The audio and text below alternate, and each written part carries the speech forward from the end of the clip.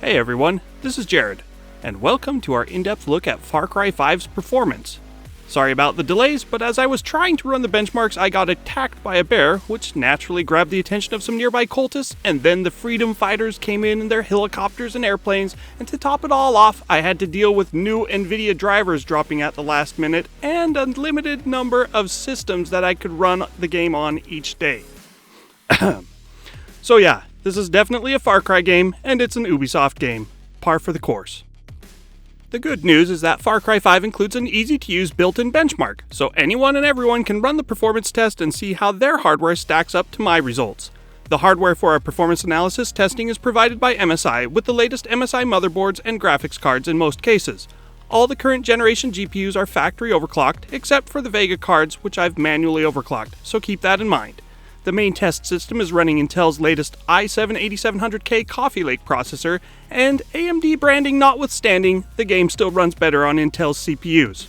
The graphics card side of the equation is far more balanced. AMD's Vega cards generally end up a bit faster than their NVIDIA equivalents, and the 580 edges past the 1060 cards.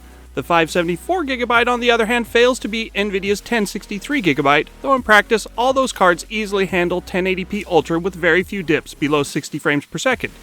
For higher resolutions and refresh rates, as always, you'll want one of the fastest GPUs available, especially if you're chasing 144Hz refresh rates.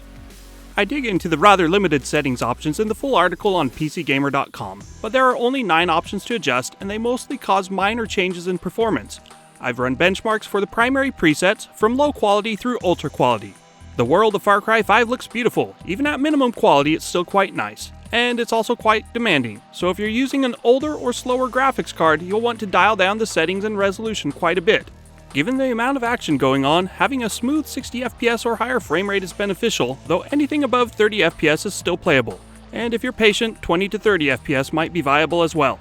I've used the latest NVIDIA 391.35 and AMD 18.3.4 drivers for these tests, both of which are game ready for Far Cry 5. I also did limited testing with earlier drivers and found that AMD performance didn't change much at all, while NVIDIA gets about a 5% boost in performance with the latest drivers.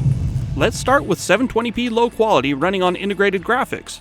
AMD's Ryzen 5 2400G with Vega 11 graphics easily breaks into playable territory, though it still falls short of a steady 60 FPS. Meanwhile, Intel's HD 630 fails to even manage 30 FPS, typically averaging around 20. You could probably play it in a pinch on current-gen Intel HD graphics, but older versions are going to struggle without additional modding or hacking to further reduce the graphics quality. Kick things up to 1080p still at low quality, and you'll need at least a budget graphics solution for 30 FPS, which includes AMD's Ryzen 5 2400G APU.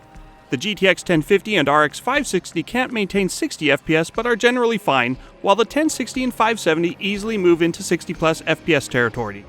Note that minimum FPS will be affected more by your CPU than in other games, so if you're running a budget processor, you still might see dips below 60 FPS. What about older graphics cards? While the newer cards are all fine at 1080p low, the GTX 770 ends up in a virtual tie with the GTX 1050, so cards like the 760 and 750 Ti may need to drop the resolution another step or two and settle for 30 FPS. AMD's R90 380 does fine as well, which should be similar to an old HD 7950, but the 7870 and lower may also need to lower the resolution to stay above 30 FPS. Visually, there's not a massive change from low quality to medium quality, and by the same token the performance is also similar. Medium quality ends up running about 10% slower than low quality, so I'm not going to spend a lot of time here. The next step from medium to high quality drops performance another 10%, making for a slightly bigger gap. At 1080p high, I also turned on anti-aliasing using the only slightly taxing SMAA algorithm. As before, you'll still need an RX 570 or GTX 1060 or similar to maintain 60 FPS, and as noted before, while the RX 580 8GB just edges past the GTX 1066GB, the 574GB loses to the 1063GB by a fairly sizable margin. In general, AMD and NVIDIA GPUs are evenly matched, at least going by their original MSRPs. NVIDIA graphics card prices are recovering from the cryptocurrency shortages faster than their AMD counterparts, however, so if you were to buy a card today for Far Cry 5, the GeForce cards are usually a better overall value. In terms of pure performance though, the Vega 64 leads the 1080, the Vega 56 leads the 1070, and the 580 squeaks past the 1066GB. Moving to the Ultra preset, I enable motion blur and temporal anti-aliasing, but even so it's still only about a 10 to 12% drop in performance relative to high quality. Cumulatively, going from ultra quality to low quality improves performance by about 50%, so you'd need a card that can average about 45 FPS at 1080p Ultra if you want to break 60 FPS at 1080p low. The game looks good, but I still wish there were better scaling and performance from lower quality settings.